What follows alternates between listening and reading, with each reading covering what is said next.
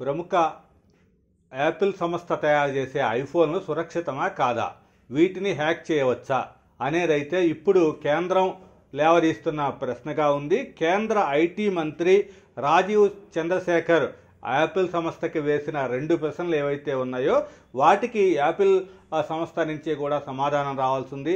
ఇవి మీ ఫోన్లు సురక్షితమా కాదా, వీటిని సురక్షితమే అయితే మీ ఫోన్లు హ్యాక్ అయినట్టు విపక్ష నేతలకి ఎందుకు మెసేజ్లు పంపారు అనేదైతే కేంద్రం వేస్తున్న 2 ప్రశ్నలు.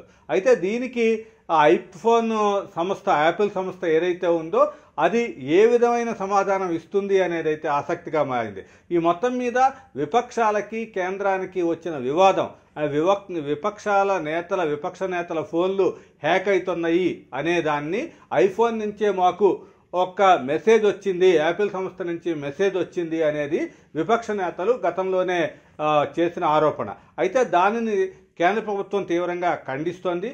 మేము కేంద్ర ప్రభుత్వం నుంచి కానీ ఏవైనా హ్యాకర్స్ కానీ దాన్ని మేము ఎలాంటి హ్యాకింగ్ చేయటం లేదు మీ ఫోన్లని అనేది ఖండిస్తూ వస్తున్న కేంద్ర ప్రభుత్వం. అయితే ఇప్పుడు కేంద్ర ప్రభుత్వం ఖండించటమే కాక ఈ ఐఫోన్ తయారీ సంస్థ ఏదైతే ఉందో దాన్ని ఆ యాపిల్ సంస్థనైతే కేంద్రం ఇరుకున పెట్టిందని చెప్పాలి.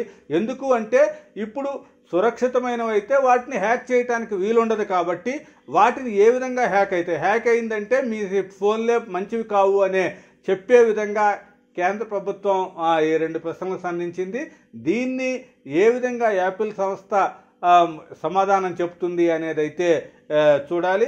మొత్తం మీద విపక్ష నేతల ఫోన్ల వ్యవహారం అయితే ఇప్పుడు యాపిల్ సంస్థ మెడకైతే చుట్టుకుంది. దీని మీద కేంద్ర ప్రభుత్వం వేసిన ప్రశ్నలు అయితే ఒక రకంగా ఆలోచించాల్సిన ప్రశ్నలే. ఎందుకంటే ఐఫోన్ అనేటప్పటికీ అందరూ కూడా ఐఫోన్ హ్యాకింగ్కి కానీ దేనికి కూడా అంటే ఒక పటిష్టమైన టెక్నాలజీ భద్రతా ఏర్పాట్లు ఉండి దీనికి ఒక పటిష్టంగా ఉండేది కాబట్టే దాన్ని అన్నింటినీ కూడా ఐఫోన్కి అంత వాల్యూ వచ్చింది. కాబట్టి దాన్నే అందరూ కూడా వాడుతున్నారు కాబట్టి అలాంటి వాటినే హ్యాక్ చేస్తున్నారు అనే వివాదం అయితే ఇప్పుడు కొత్త మలుపు తిరుగుతోంది.